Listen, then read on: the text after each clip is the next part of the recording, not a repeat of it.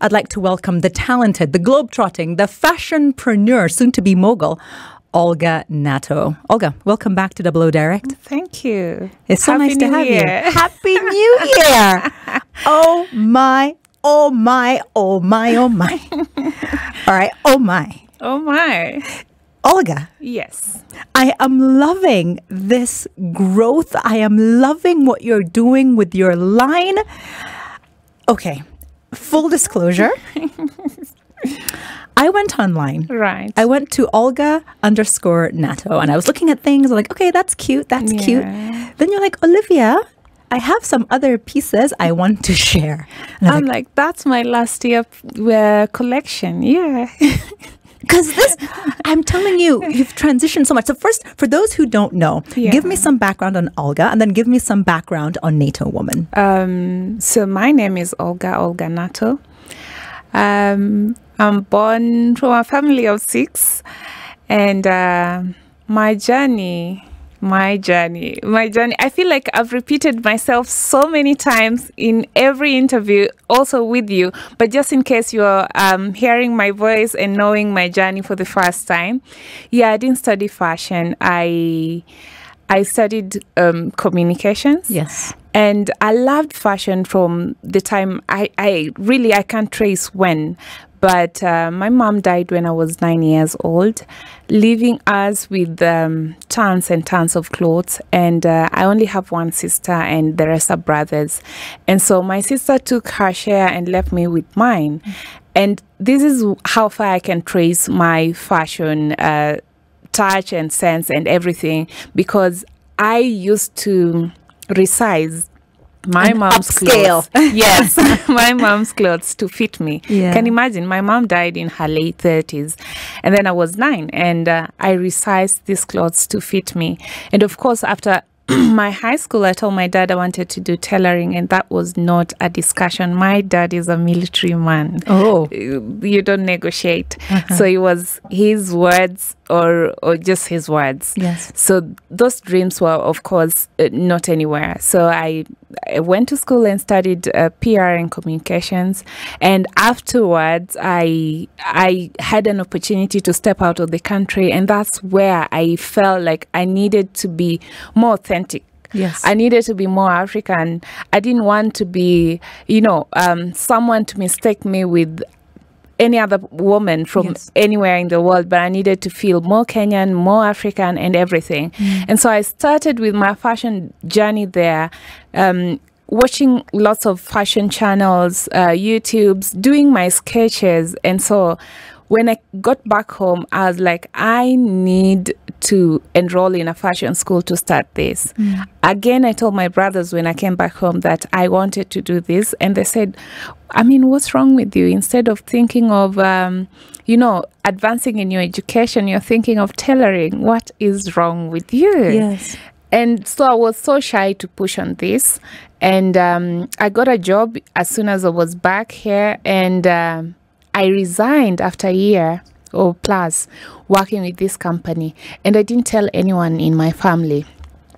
I bought a small machine, those ones that you put on the table. Yes. And I started working from my house. It was an SQ house. Yes. Because I wanted to be in a place where no one would interfere. My family wouldn't interfere. Yes. And so I started doing this for some time without telling anyone that this was what I was doing. How did I get noticed? My friends started appreciating my fashion. It started asking me, oh, Aulgah, who stitches your clothes? And this was through church, just the friends I went to school with, and everyone else. And so it was through my friends that appreciated me again, and made me, I felt like I was doing the right thing. Yes. And that was how I started my growth as Nato Woman. Absolutely incredible. And you were one of the first women in fashion to jump onto Double O Direct and dress me. And that was such a phenomenal experience. We'd never met. We didn't know each other. We didn't even know we were colleagues. Right. Because you also have this amazing column in the Standard. Yes. And then over the last almost 2 years that I've been hosting Double O Direct, I've seen this incredible transformation. you are definitely a brand to watch. And in a bit, we're going to find out what some of the amazing highlights for Aulgah Nato were in 2022. Thank you. Continue my conversation with today's woman in fashion, the one, the only, the stupendous Aulgah Nato, whose website, by the way, is live. Wow. AULGAHNATO, right? That's correct. AulgahNato.com. Yeah.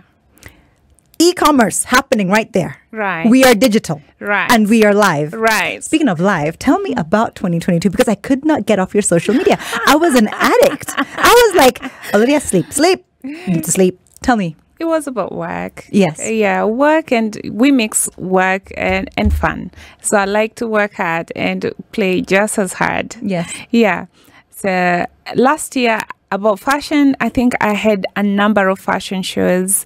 One of them being the Social House fashion brand was quite a hit last year. Yes. I hope you've been following. Yes. And the biggest was the one in Nigeria, African Fashion and Design Week. Yes. That made me to have one of the biggest awards. They only give awards to icons. Mm-hmm. And so on that particular show, we were only two. Wow. There was a man from the UK. He's originally from Ghana, but now works in the UK, and then from Kenya, and none other than yours truly. So how did you get involved in the Fashion Week in Nigeria? So Fashion Week, before I worked with them in 2017. That was my first time. Yeah. And then they've been following my journey and my story. And they said, this is one brand that deserves to be awarded for, I think, my growth in the industry. Wonderful. Yeah. Absolutely loved it. When was it? It was in November, sometime November, yeah. Oh, so it was just recently? Yeah. Oh, wow. So in addition to going to Nigeria to showcase your brand, tell me about your other experiences in 2022. I don't know. I think I'd love to keep them so slow. Yes. But yes, I had different conversations with women, mm-hmm. which I love pretty much. Mm-hmm. And that inspired a lot of my this year's collections, which one of them you're wearing, what I'm wearing as well.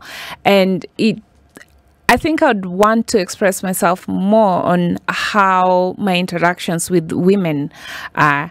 One day, after doing a gown for one of my clients, she woke me up the following day at 7 a.m. I saw her call and I was panicking.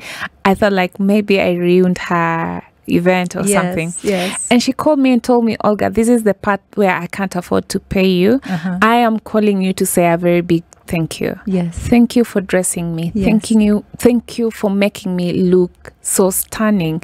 And I just broke down. I'm like, these are the kind of words that keep me going. Yes. Like I'm making people feel themselves. And when you come to me, it's just not because you don't have options, but you know you're coming to Nato and they'll get you right. Have you broken even? Are you a profitable business?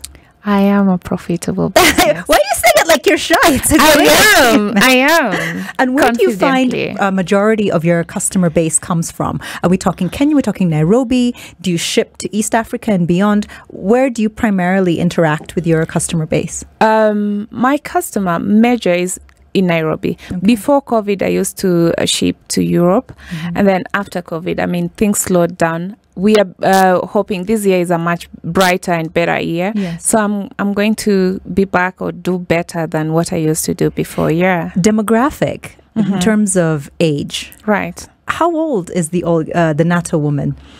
I'll say my women are mid-20s to 50s. Okay, because if you stopped at like 35 and I looked at you with a side eye, no, I'd have been like, no. Oh, yeah. But of course, it's because the range is very diverse. Yes. But we digress. We're going to get into that in a bit. I want to find out about the travel that you did last year because we started with Nigeria, then we stopped. We just came back to East Africa and that was the end. Yeah. So tell me more about 2022 travel. So I was able to do a bit of Asia travel. So was this sourcing for like fabric, design, inspiration? What was it? Or was it just, okay, I'm going to go. I've never been east of Dubai. Yeah. And I'm going to just experience what, the Far East has to offer. Yeah. So I travel for inspiration mostly, and also just to take time off from work. And so I chose to do Asia last year. So I did Singapore, Malaysia, and Tokyo, Japan. And they all got amazing different stories. I'm really mad because he's posted like 4 Tokyo photos. Tokyo was supposed to be my 2022 turning 40 destination. Right. So I was like, oh, great, someone's there. I'm looking, I'm like, 1 photo. The next day, 1 photo. The third day, no photos. I was like, Aulgah, I'm going to call you. So, okay. So let's digest city by city. Yeah. So starting off with Malaysia. Were you in KL? I was in KL, yeah. And KL is beautiful. No, I started with Singapore, then KL. Yeah. So I started with KL and it was amazing. I went from one place to the other and it was mind-blowing. I don't even know which places to touch and which places not to. When it comes to style and when it comes to fashion and when it comes to brands, what did you gain from the Singapore Malaysia trip? So usually when I travel, if you want to put me to tech and different things, I think I just become alive when I see fashion, when I get to fashion studios. And the moment I get any design, like I want to turn it inside out. I want to see what was the design process to that.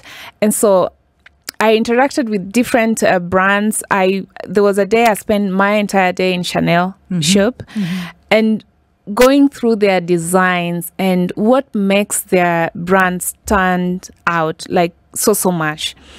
Is it about the fabrics? Is it the cut? Other than just the name that they've created the name for themselves. Yes. And I went through each and every stuff that makes their stuff, because other than just having the brand, you wear Chanel and you feel different. Some kind of way. Yeah. And so I'm always inspired by the process. And I get to have discussions with the people behind them, like, okay, who was the creative and what was behind these inspirations and everything. So I can even book an appointment just to have a talk and to know the creative process. Do you think Kenyans need to experience more of that in order to grow and diversify? We need to step more out. Even when I was in Nigeria, my God, one of the designers, I visited her studio and she told me, my gowns are between 600 to 2 million. And I was like, when will we get there? No. Okay, what currency? No, an equivalent to Kenyan shilling, because she was talking in USD. So I said an equivalent of 600,000 to 1 million shillings. To 2 million shillings. Okay, people are thinking plot, school fees, university. No. Dowry. But we also need to dress up, right? True. Yeah? We need to dress up. And so, and I looked at the detail. What makes their outfit and what gives people the spending power? Let's be honest, apart from the spending power, when you're thinking about price points, is that feasible, firstly, in our economy and where we live, number one? Number two, is it a matter of fact of her having to import so much into Nigeria that it just skyrockets the price? Or is it the detailing and the cost of the actual materials that she uses to design the gown? So I'll tell you, I think you guys will have to forgive me, the just West be Africans. Be honest. Because I think East African women are more caviar and everything.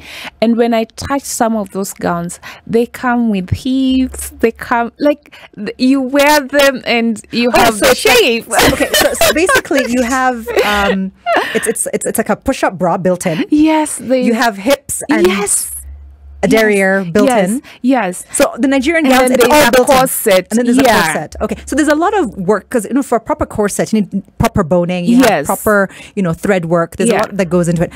I digress so much. We're going to get back to this conversation with Aulgah Nato. She is my woman in fashion. We're going to be showcasing on the 4th of February at Tribal Chic. Cannot wait for that.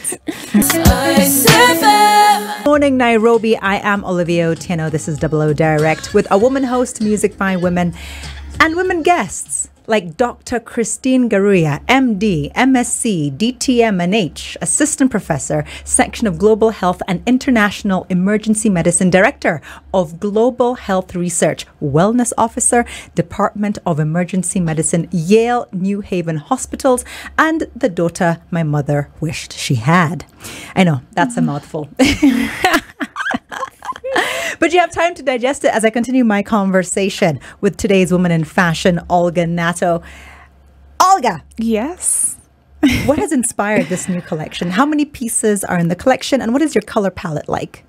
For the coming... Yes, for this loveliness that I'm never taking off. I will sleep with it. You're pretty much allowed. So I have...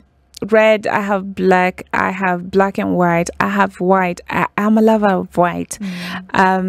Today morning I struggle, like, should I wear white? Is it gonna be too much? But I'm a lover of white, so I have lots of whites, also on the runway as well, my new collection coming up. Yes.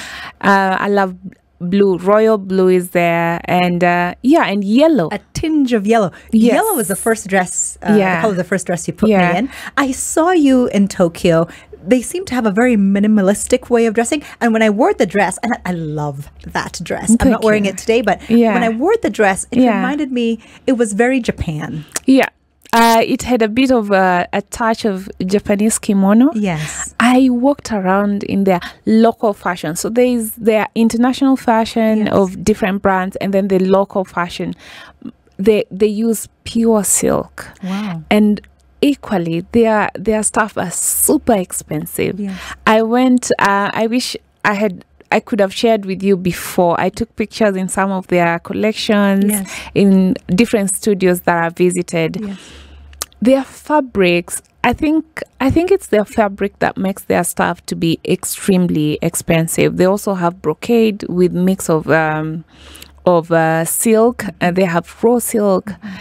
Their kimonos, how they tie them, I mean, it's way different. Did you get a kimono? Did you get an original Japanese kimono? I have a kimono. Yes. I have a kimono that I got from Japan, and I can't wait to have a proper function to wear it.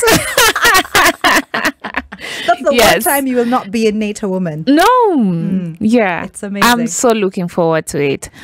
So with regards to your collection, how many pieces? I'm having 10 pieces. I'm also dressing different personality. I'm actually overwhelmed. I'm overwhelmed currently. And you have Tribal Chic coming up on the 4th. Tell me about Tribal Chic. Tribal Chic this year, our theme this year is sustainable fashion. So we are trying to do fashion that, we can do over and over. Yes. And Tribal Chic is one of the biggest fashion events in the region. Wow. And this is my first time showcasing. I've always visited, I've been a guest, and last year I was a media guest because I was representing the Standard Group. Yes. And this year, I'm so happy that I'm one of the designers showcasing. Yes. I love that. I absolutely love it. And sustainable fashion, fashion has been criticized for being a polluter. Yeah. Environmentally. There's so much fast fashion. But with regards to what I'm wearing right now, can you tell me about aftercare for this garment? Because I want it to last. I wanted to make sure that it's a staple in my closet. How do you feel in that fabric? Do you know? Let me tell you. Describe the fabric. Aulgah? Yes. I need a place to go. What I need is a place to go. Thank you. the way it feels against your skin, the way it moves, I'm going to have to upload a video in slow motion so you can just see how it moves and how it feels. And there's no static. Yes. A lot of times you get great looking clothes, but made out of really cheap fabrics. So there's a lot of static. Yes. And remember, it was Deepa Dasaja, who's also a big fan of silks and sustainable fashion. And she'll also be showcasing on the 4th at Tribal Chic. Yeah. She told me, it's not about how many pieces of clothing you have. It's about the quality of the garment, using natural fabrics, and also how it makes you feel. How you feel in them. It is incredible. The way I feel right now, I feel absolutely amazing. I can't even describe it. And do you have any parting words? Because I know I have to say goodbye to you shortly. I want to see you all at the Tribal Chic. It's on the 4th. And I can't just wait to unleash this new collection. Yes. That is up next. Brilliant. Aulgah, thank you so much for being my guest today on Double O Direct.